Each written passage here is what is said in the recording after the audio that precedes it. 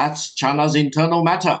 Taiwan will be liberated by peaceful means, preferably, or by a resurrected civil war, if it is necessary. We want but to they don't want to be liberated. Continue. Victor Gao, they don't want to be liberated. They quite like living in their own country. The majority of Taiwanese do not want to be part of the People's Republic of China.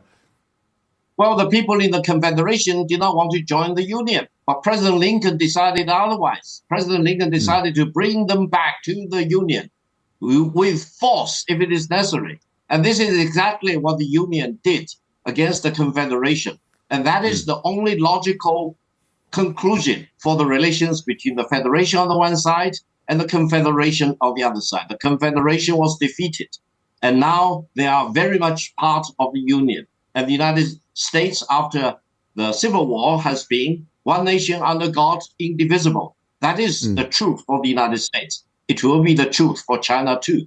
One day when China is reunited, you will see China will never be divisible, and no one can ever dare to split any part of China away from China. Hello and welcome to The Forecast. After months of a vicious cycle of mutual retaliation, as Xi Jinping has put it, Donald Trump and the Chinese leaders seem to have come to a truce in their first meeting in nearly 6 years. Speaking in South Korea, Xi agreed to stop withholding China's rare earth exports for a year and start buying soybeans from America again, while Donald Trump said that he would reduce tariffs and suspend port fees on Chinese ships. But how long will this amicable relationship last? Will all of this signal a closer tie between the world's two biggest economies? Well, to discuss this, I'm joined now by Victor Gao, Vice President of the Center for China and Globalization in Beijing, and Dr. Yu Jie, Senior Research Fellow on China at Chatham House. Welcome to you both. Let me start with you, Yu Jie. Is the trade war over? Has it been suspended? And who's won, if anyone? Well, the truth is, it's not over yet. What we have right now is a temporary ceasefire between the world's two largest economies. Really, if you're judging from the details the two sides has been offered for now, I think we'll come to the stage that both ends realize how difficult it is and how dependent each other is towards the economy, and has this a necessary ceasefire for the moment. However, I think really judging from the words, very cautious words from the Chinese state media, here is to say the protracted competition with the United States, difficult relationship between Beijing and Washington is really here to stay. So I think what we have today is both leaders realize politically it's important to have this temporary ceasefire. Victor, Donald Trump, after the meeting, said on Air Force One that the meeting had been amazing. Was it amazing for Xi Jinping? No, definitely not. This trade war was the wrong trade war for the United States to start to fight to start with. China is on the receiving side, and whatever China is doing is in retaliation against the wrongful acts by the United States. And now the United States have felt the heat from the Chinese side, has blinked again and again. I think the United States realized that it is futile for the United States to try to achieve a chokehold against China, because China has enough wherewithal to fight back. This is the reason why the two sides have decided to back off from each other, at least temporarily. And I think going forward, the litmus test is whether the United States really honors whatever it has agreed in the summit meeting in the Republic of Korea. And that will decide whether China will again retaliate against whatever the United States may want to change from what they agreed in South Korea. But as Julia said, they need each other. And hasn't, really the saga, the up and down, the trade war of the last 9 months since Trump took office again, shown us, Victor, that actually they do rely on each other. China needs America's markets. America needs China's rare earth metals, just, to mention two items. Absolutely. China and the United States can do each other better if they really respect each other and deal with each other as equal. If the United States wants to bully China and try to suffocate China, first of all, it will not succeed. Secondly, it will really suffer the retaliation from China. China has never initiated this round of trade war or tariff war. It is always the United States which wants to fight against China. And I hope by now Washington has fully realized it is futile for the United States to try to suppress China by such wrongful acts of tariff war. And China has demonstrated its consistency in terms of its position and policy of fighting back whenever the United States wants to bully China. And China demands to be treated as a complete equal partner with the United States, rather than anything less than an equal partner. Yu Jie, do you think that China holds stronger hands in this tussle or America? Or are they literally both equal, although they want different things, obviously? Well, I think they're actually both equal, and obviously they want different things. And first and foremost for China, I think what they really want is to increasing its economic strength and also try to enhancing its capability on high-end technology. That is to say, it can withstand geopolitical pressure from the United States and also from the collective West. Now, secondly, I think in here, as I said earlier, politically, both leaders want to have some kind of temporary truce. And for Donald Trump, and he's able to justify to his domestic audience that he has managed his relationship with China, managed tariff issue. Whereas I think really for Beijing, it's really a matter of taking this as a stalling approach, of taking a longer time to buy its time and try to strengthen its own domestic economic resilience. So I think both want this ceasefire, but for very different reasons in here. Do you think the whole trade war of the last 9-10 months was completely pointless, Yu Jie? Well, no. I think surely it is really a sense of testing who has the strengths and who blink first. And obviously, Beijing has really taken a playbook provided by the United States, that is to say, using the maximum pressure to your opposition to achieve what I want. And I think that's the playbook Beijing has learned. So it put in a way that I think the United States has inadvertently become the best teacher for China and how to be a superpower. Victor, what's your response to that? Well, China does not need an additional teacher. China does not want to be a superpower. China just wants to be treated as an equal and on fair basis. Hang on a minute. I'm going to interrupt you there. You said China doesn't want to be a superpower. Come on. China wants to be a superpower. China is a superpower. A superpower, by Chinese definition, is some country very abrasive, very much domineering against others, and never treats other countries as an equal. Now, this trade war or the tariff war is completely pointless. It shows that the United States cannot win this trade war.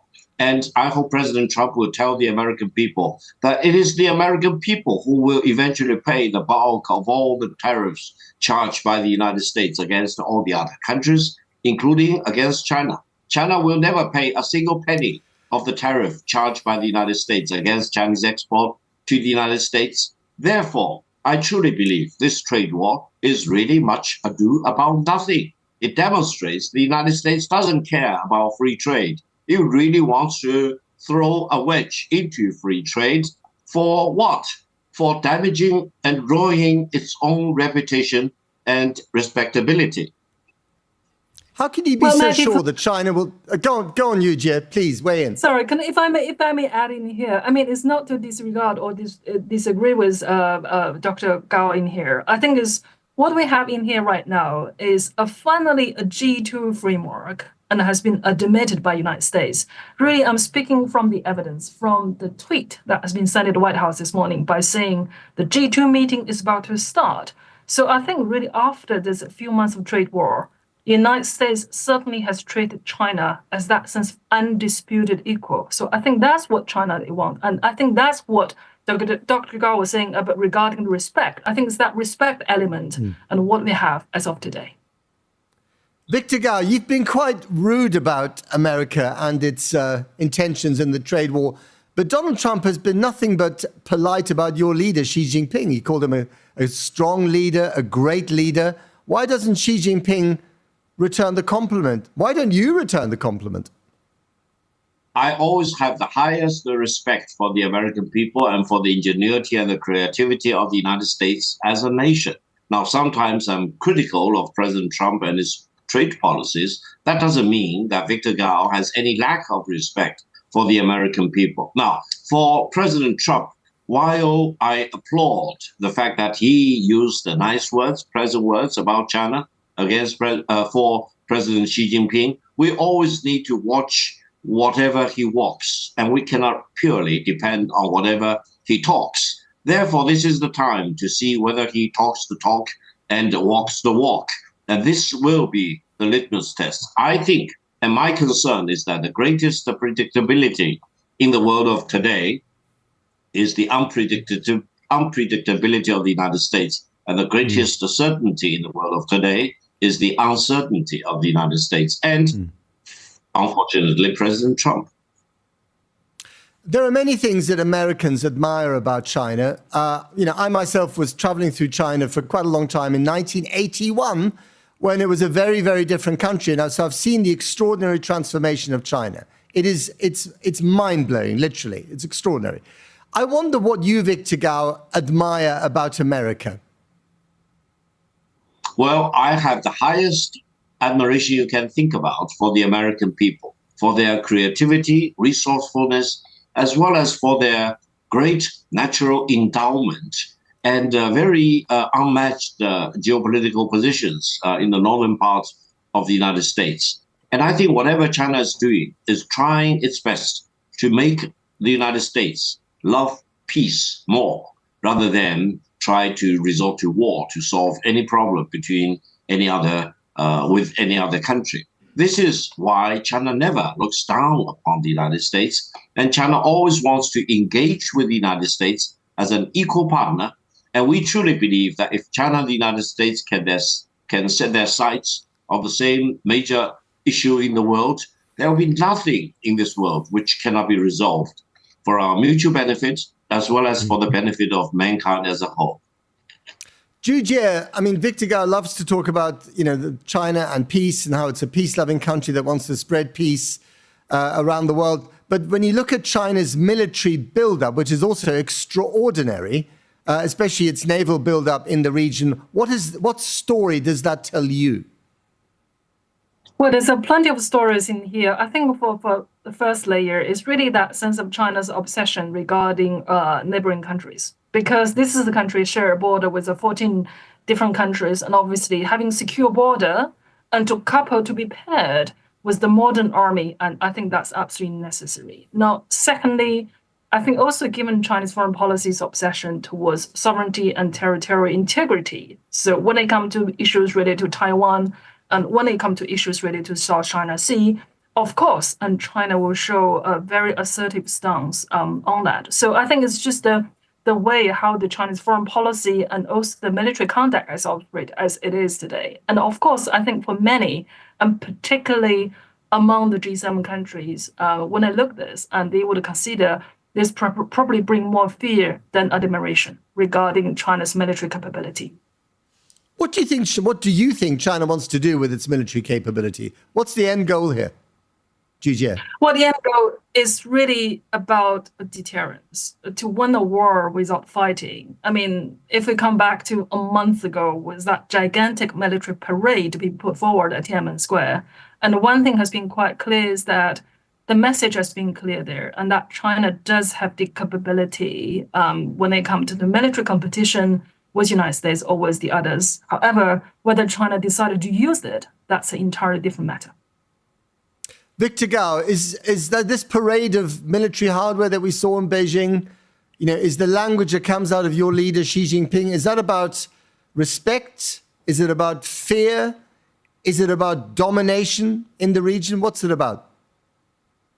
Well, the victory parade on September the 3rd has only one purpose. That is to defend China's sovereignty and national territorial integrity, and to make the United States and the American people love peace more than what they used to.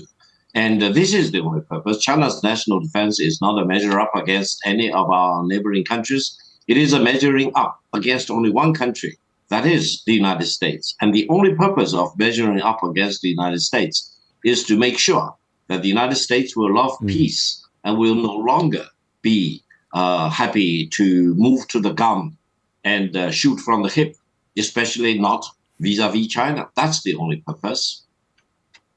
But hang on a minute, Victor. It is Chinese components that allow the Russians to fire missiles and drones into Ukraine.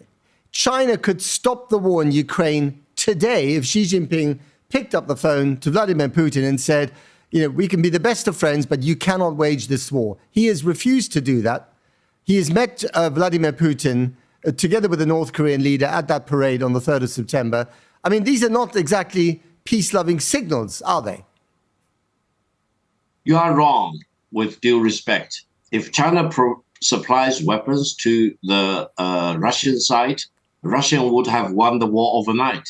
For example, China has this most lethal anti-drone weapon and system, which can shoot down any group of drones en masse. And this is exactly what the Russians would need, because drones launched and used by the Ukrainians have done havoc against Russia, not only inside the Ukraine, but deep inside Russia. This is ample proof to show that China does not supply weapons to either Russia or Ukraine. And if China supplies weapon to either side, that side receiving China weapon will win the war immediately. Julia, is any of that right? Well, I think regarding the Russia, Ukraine, and China, and that's an entire separate question. But what we can really judging from the meeting, what we had today, I think President Trump even mentioned that was much hoping that can work together with China to resolve this war in Ukraine related matters. So let's see whether the G2, the framework which we just had this morning, will be able to solve the Ukraine-Russia issue for now. But I think at the moment, we have seen a lot of words been floating around and very little deeds, that how much, firstly, Washington get involved, and secondly, how much Beijing would like to get involved on European security architecture. But if China was not providing the kind of overtly non-military aid to Russia that it's been providing, for the last 2 years or 2.5 years of the war, do you think that Russia would not be able to conduct this war as it has done so far? Well, I think weapon is one thing, but another element in here is this regular trade between China and Russia, and also the volumes of trade and that Beijing has purchased from Russia, that somehow give the bloodline to running the economy. So it's less about the weapon, but I think it's more about the trading relationship that Beijing has offered to Russia right now. That seems to putting under the scope being further examined. Victor, why is Xi Jinping so friendly with Kim Jong-un of North Korea and Vladimir Putin of Russia? I mean, if he is this great, amazing world leader, as Trump has described him, surely he should be keeping a different kind of company. Well, for the record, China and DPRK have the only blood treaty between China and any other country. That means after the end of the Korean War, China and DPRK have signed a mutual defense treaty whereby each side will need to come to the other side's defense if the other side is attacked. Now, this treaty is automatically renewable after 20 years, and it has never been terminated. That means between China and DPRK, we do have this time-honored mutual defense treaty. And China only has this defense treaty with DPRK, not with any other country. That means if any country wants to second guess China's determination to come to DPRK's aid if DPRK is attacked militarily, then please read the national and the mutual defense treaty between China and DPRK. Now, between China and Russia, we engage in normal trade with each other.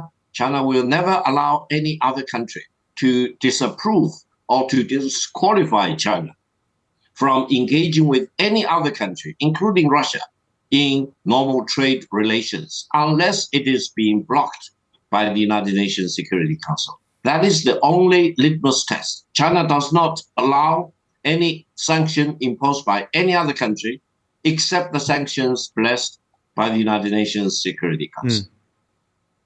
I want to talk about nuclear weapons and nuclear testing a little bit, if I may. Donald Trump, actually to many people's surprise, also announced today on his way back to Washington that he wants to resume nuclear testing immediately after having not done so for 33 years. Now, what does Beijing make of that statement? Well, Beijing's policy about nuclear weapons and use of nuclear weapons and non-use of nuclear weapons against non-nuclear weapon countries or nuclear weapon-free zones is well recorded. China will never use nuclear weapons against any other country ahead of time, and China will never allow any other country which uses nuclear weapon against China to survive China's nuclear retaliation. That means China has built up MAD capabilities to deter any country in the world which may be mad enough to strike China with nuclear weapons. China will never do this kind of thing against any other country, but China will never allow that nuclear power to strike China first to survive China's brutal, ruthless nuclear retaliation. I hope President Trump will get that message, and I hope the United States will never ponder the possibility of using nuclear weapon against China, because that will trigger immediate nuclear annihilation of the United States by the Chinese retaliation. I mean, the Americans have not even dropped the slightest hint that they might want to target anyone with nuclear weapons, let alone China. So why are you so robust in your language? No, it's not my language is robust. It is China's position is as robust as you can expect. China will not attack any country first with nuclear weapons, but China will never allow any nuclear power which strikes China first with nuclear weapon to survive China's nuclear retaliation, period. That's robustness you may be calling for. And just briefly on this, do you think that China will now also resume testing of nuclear weapons? China has never stopped nuclear testing. China's nuclear stockpile is a fraction of that of the United States or of Russia, but China's position is very clear. China will have enough nuclear warheads after the first nuclear strike by any nuclear power to make sure that that nuclear power which strikes China first will be annihilated by a nuclear weapon. That is Armageddon, period.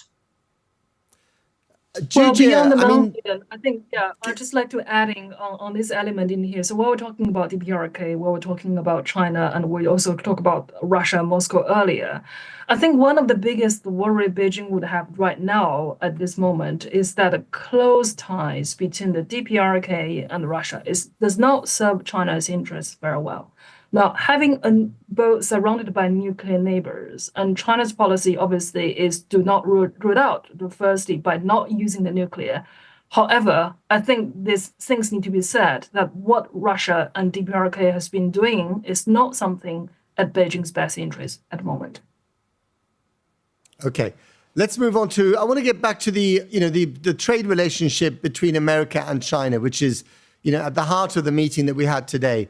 And I just wonder, Victor Gao, whether you think at the end of the day, America and China can find some kind of mutual understanding where they both, produce high-end goods when it comes to, artificial intelligence. They both produce electric vehicles. They help each other on things like climate change. Or do you think that the competition between these two great powers is so intense that actually whatever anyone says, we are slowly moving towards some kind of confrontation? No, I don't think so. I think by the end of the day, I truly believe in the inevitability of peace between China and the United States. I'm a complete opposer to the so-called destined for war scenario between China and the United States. Allow me to use soybean as an example. China has the biggest demand for soybean. And if the United States wants to wage a tariff war against China, then China will not buy a single item of soybean, to the great detriment of the soybean growers in the United States. That means the United States should give up any idea of weaponizing tariff against China, because otherwise China will retaliate. China will be ready to see complete winding down to zero of the two-way trading goods if the United States wants to weaponize tariff. That is the bottom line. China wants to engage with the United States. China wants to buy as much soybean as the American farmers can grow, and China is the only biggest market for soybean, amazingly. Right. Therefore, President Trump should really think about the well-being of the American farmers before he even thinks about the crazy idea of launching tariff war against China. We should go back to square one. That means China and the United States don't weaponize tariff against each other. That is the better way between China and the United States. Right, but what about Chinese factories? You have a manufacturing bubble. You after your property bubble burst, you put all your assets and all your investment into manufacturing. You want to become, the world's, single most important manufacturing power, and you're brilliant at it. But you need to sell the stuff that you make, and you can't sell all of it to China or even to Southeast Asia or to Europe. You're going to have to sell a lot of it to America. So that is where the Americans have a stranglehold over you, don't they? Because if you don't sell the stuff, your factories go bust and your workers get very unhappy.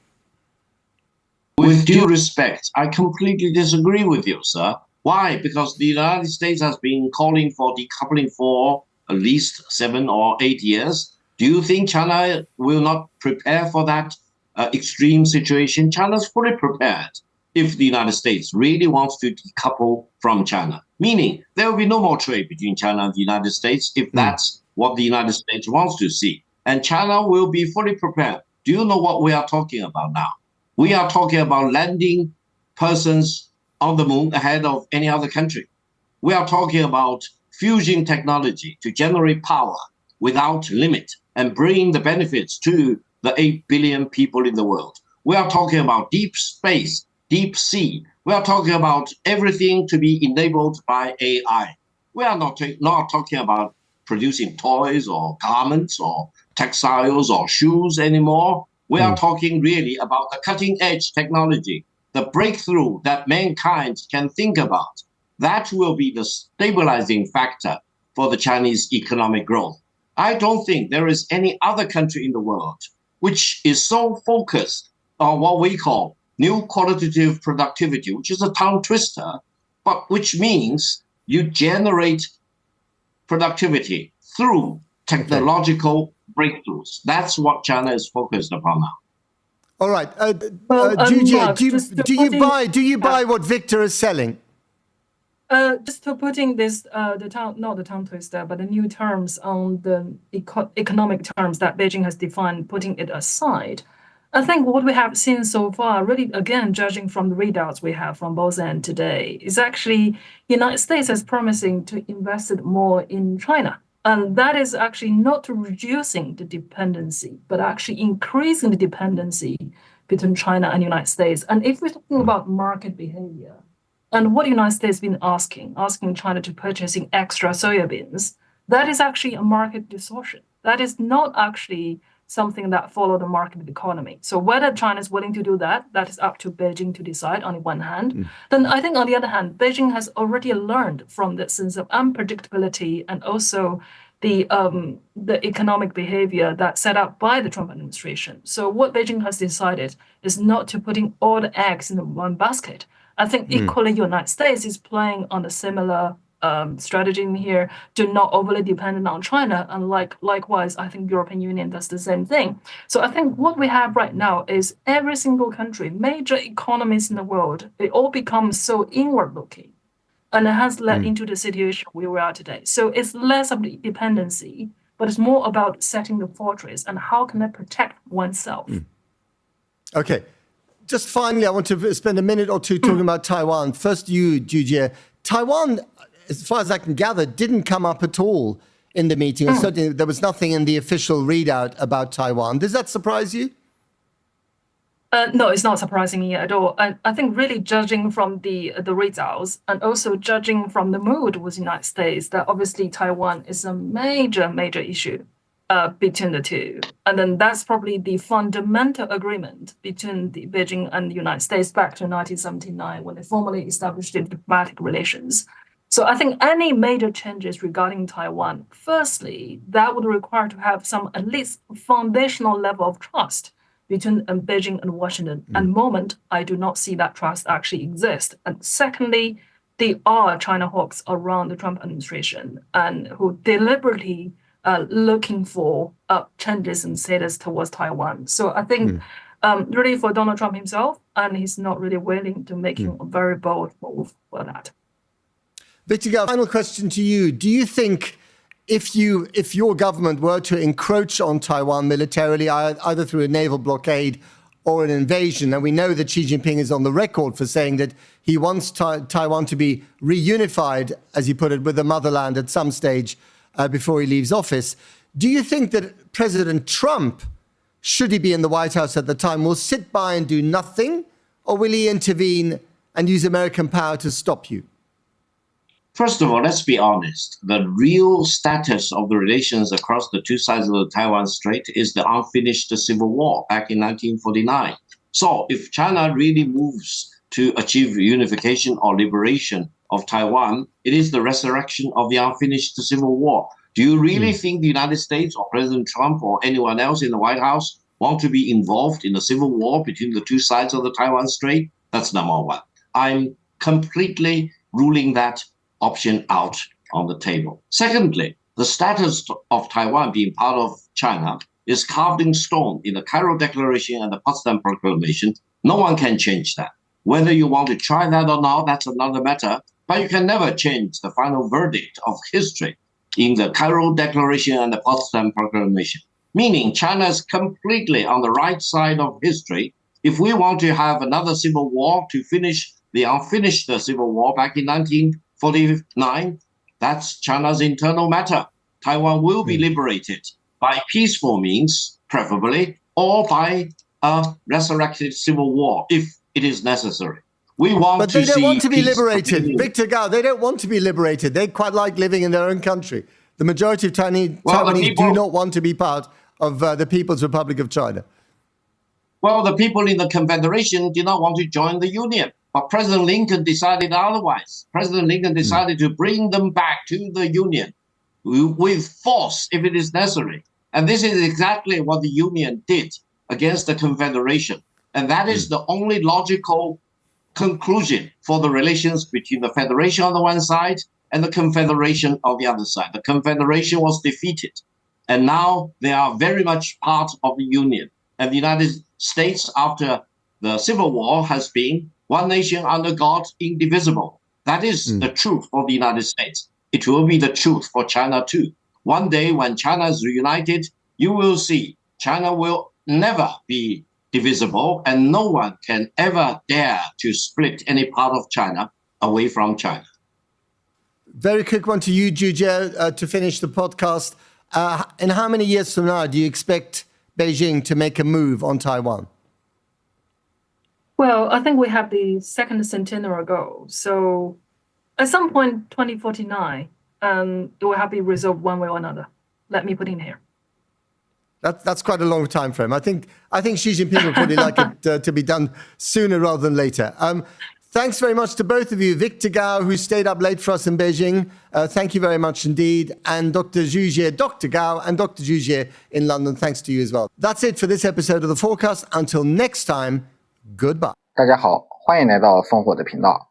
本期视频分享的是2025年的10月31日，马特·弗雷主持的一档电视连线的辩论节目。节目非常的精彩，问题之犀利直指中美关系的核心，台湾问题。马特·弗雷说台湾人不想台湾成为中华人民共和国的一部分。当然，高志凯用美国内战举例对马特·弗雷进行了反怼，令人拍手称快。但是烽火要在反驳马特·弗雷一点，台湾自古就是中国不可分割的领土，不是说台湾人想怎么样就怎么样的。14亿人想让台湾成为中华人民共和国的一部分，要说民意，那也得把14亿中国人的民意纳入一起来计算。对于不认同中国的台湾人，大可离开台湾，没有人拦着。至于于杰所说的美国教会中国成为超级大国，请问美国教会中国什么呢？无耻、霸道、霸权、出尔反尔吗？中国如果哪天真的成为超级大国，那是无数中国人民的辛苦奋斗得来的，无数中国人的牺牲换来的，无数革命先烈靠革命革来的。不是靠美国教的，而且中国无意追求和美国一样的充满霸权主义的国家，追求单极世界。中国始终追求和维护多极世界，所以于杰把中国想错了。关于核武器，美国要说恢复核武器实验，是和这个时代的主题相背离的，是和世界人民的意志相对立的，是不得人心的。中国早已宣布终止核武器试验。烽火在此判断，中国是不会跟随美国恢复核武器试验政策的。在如今的超级计算机以及未来的量子计算机的加持下，核武器的设计和试验完全可以通过计算机模拟的越来越精确，这么多年一直是这么做的。关于贸易战，高志凯说的已经非常的好，烽火在此就不多啰嗦了。好了，本期视频就分享到这里，我们下期再见。